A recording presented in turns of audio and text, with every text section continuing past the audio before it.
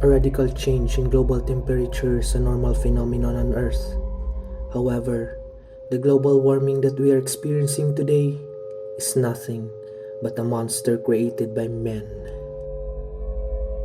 Due to massive and unsustainable consumption of natural resources, humanity became the prey of its own failure. The enormous cutting of trees, the increasing industrial pollution, or too much carbon emission, and the unbearable treatment of man towards his ecosystem built a thick wall of greenhouse gases that increases Earth's temperature. According to experts, this man-made global warming is the ovary of super typhoons, tremendous wildfires, intense drought, and other climate-related disasters.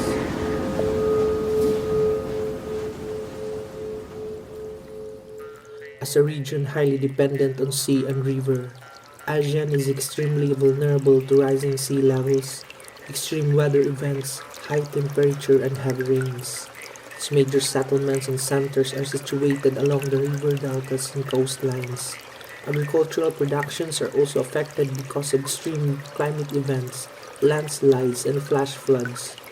ASEAN member states such as the Philippines, Myanmar, Vietnam, and Thailand are identified as the world's most vulnerable countries in terms of casualties and damage to infrastructure inflicted by climate-related disasters.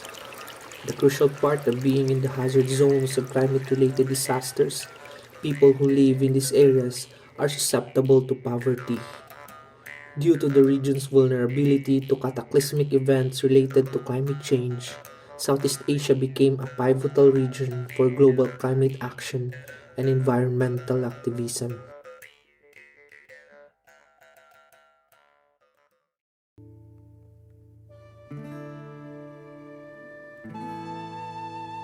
Last year, December 16, 2021, Super Typhoon Odette, internationally known as Rai, struck Mindanao and Visayas and left 258 deaths as of December 23, 2021. The government recorded 1.15 billion pesos of agricultural losses and 2.5 billion in damage to infrastructure. Super Typhoon Odette is the strongest typhoon among the 15 typhoons that hit the Philippines last year. Due to climate change and global warming, the occurrence of typhoons in the Pacific becomes frequent and severe. Consequently, the geographical location of the Philippines made the country very unfortunate and vulnerable to the increasing climate-related disasters. More and more Filipinos suffer from the grave consequences of extreme weather events. People in southern Leyte, Surigao, Bohol, and Cebu are now suffering from the scarcity of water and food, and almost 600,000 people affected by the typhoon are displaced and lost their homes.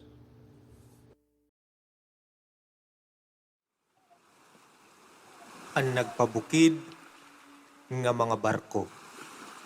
Ginsurat ni Voltaire Q. Oizon. What? Panako kita! Ngadto kita bukid! Siring ni Daday Kanaway, Kandaibib, Jack-Jack, ng Ross. Iya mga sangkay nga mga barko na pirmi nagpupundo amay pantalan at Tacloban. Ay, tirabot na bagyo!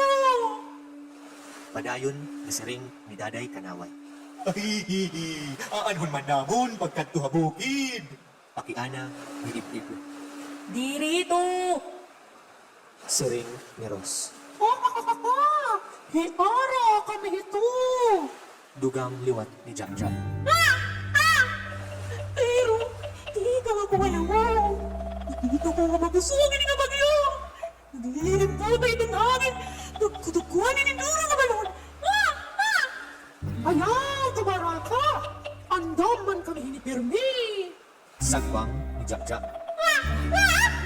Sige, basta pa nagkakita. Ay, Miss Jane, basta irayo, may bayan. Sige, daday. Aanila kami.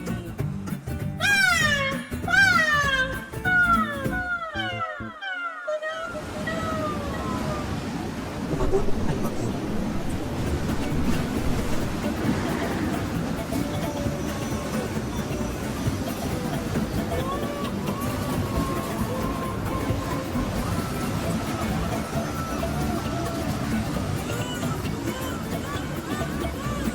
mga ato ang kamaglayan hindi ng bayan.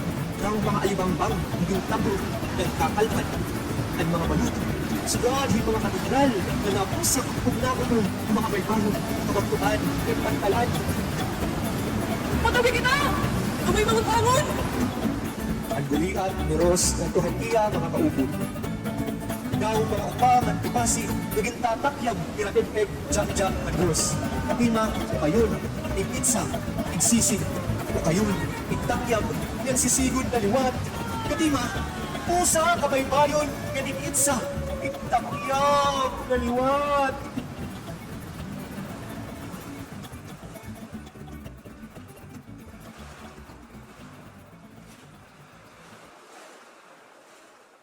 Katimahan bagyo, waray natin dug.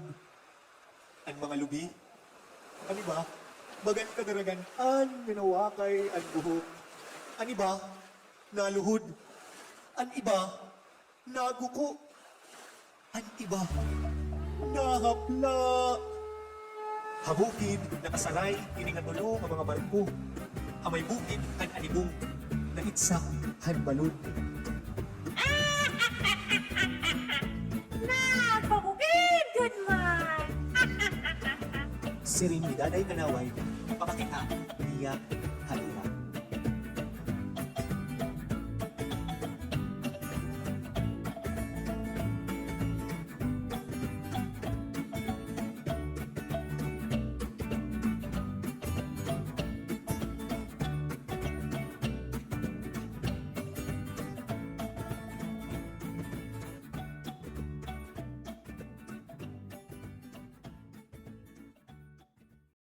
The climate crisis is not only a big challenge for lawmakers and government leaders. Artists also play an important role in advancing climate action and justice. They can create positive impacts in the society, including formulating artistic and innovative social pedagogies that would empower people in the grassroots and capacitate them to act for themselves and others in pursuit of climate justice and social development. Sirang Theater and Some is a student-based theater organization at Leyte Normal University, Tacloban City. Sirang was founded by its artistic director, Professor Se N. Lianza, also the artistic director of Den Harambe Folk Theater, a theater organization composed of LNU faculty and students. Harambe used an applied theatrical form called folk development theater. Meanwhile, Sirang advocates the revitalization of Waray language and culture through Waray traditional and contemporary theater performances. On November 8, 2013, the group became inactive due to Super Typhoon Yolanda, internationally known as Haiyan. However, in the following year, Sirang bounced back and became active again in doing theater productions, this time for typhoon victims in different communities in Leyte and Sapar. In 2015, Sirang won the Aliw Awards for Best Cultural Group for its effort and initiatives to do theater productions in response to the growing threat of climate-related disasters. And among the major performances of the group that caters to environmental and climate issues are Tarahiti Bubunok Babaha.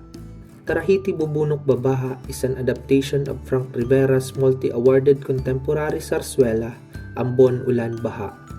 The play was translated into Waray by a group of young men in Sirang under the supervision of Professor Jose Lianza. The plot problematizes corruption and the massive cutting of trees. According to the author, the play was inspired by the Ormoc tragedy that happened in 1991, wherein thousands of people lost their lives. The play was shown during the month-long celebration of the festivity of Señor Santo Niño of Tacloban in June 2013, 5 months before Yolanda struck the Philippines. Sura. Sura is part of Tanghalang Pilipinos Theater for Development project in partnership with the United Nations International Children's Emergency Fund or UNICEF. The play was originally written in Tagalog by Lieta Bukoy and was translated to Waray by Professor Voltaire Q. Oizon. It was directed by then TP's Associate Director, Tox Rotacchio. The plot tackles different issues such as child protection, adolescent health and sexuality, and disaster preparedness in the post-Haiyan context. The formula of the play was based on the Theater of the Oppressed by Augusto Buwal. Here, the Sirang actors were trained to become facilitators and advocates of social discourse and change.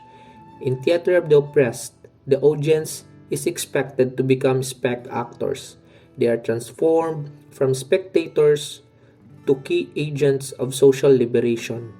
According to Direct Talks, through the performance of Sura, the theater has become an instrument of healing and commemoration of the Super Typhoon Yolanda.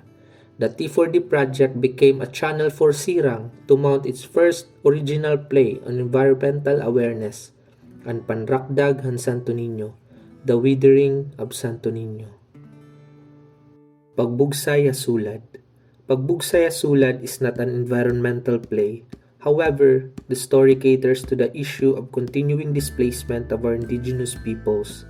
The story was set in the early stage of Spanish colonization, and when ancient Visayas did not want and resisted to give up their ancestral land to the colonizers. In 2021, Sirang reinvented the play using a Zoom platform. The group utilized the wayang kulit to create a whimsical element for the performance despite the built-in limitations of the online performance. Pagbugsaya Sulad is very significant to the group because it represents Sirang's vision in decolonizing theater performances through incorporating Waray folktales, legends, ancestral knowledge, ecocentric practices, and pre-colonial history.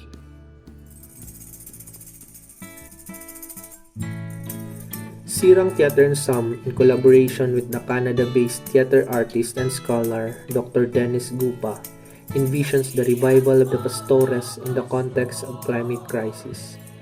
The title of the performance is Adoración de los Pastores, Transnational Solidarity for Climate Justice in the Performance of Waray Pastores. The performance will be using Zoom and will be streamed online via Facebook Live on January 29 and 30, 2022. Pastores is a traditional performance that can be found in Bicol, Leyte, Samar, and other islands in the Visayas. It is a folk adaptation of the story of the shepherds that journeyed towards Bethlehem to seek for the child Jesus to offer gifts. In between scenes of Pastores will be short talks of luminaries in culture and the arts and climate justice. This will transcend the performance of transnational dialogue in response to the climate crisis. Although the goal of this online performance is to lead the audience to offer gifts to the communities that are severely impacted by Super Typhoon Odette, Sirang is also collaborating with Waray Canada Association to expand the effort into a global call for solidarity in work for climate change recovery program through theater and performances of traditional arts.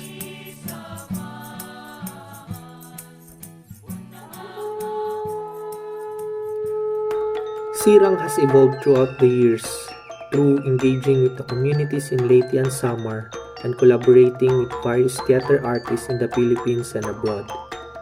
But its experience of Super Typhoon Yolanda is the breakthrough that led Sirang to be more aware of the challenges of our times, which is more likely manifested in the climate-related disasters like super typhoons that frequently wreck Leyte and Samar and other islands in the archipelago. Through theater performances, Sirang hopes to gather more key actors who will be involved in the work for climate action and justice. Bugsay, mabugsay, magbubugsay, magbibinugsay, magbibilog sayo. Ako'y kadi, makada kami, pauswaga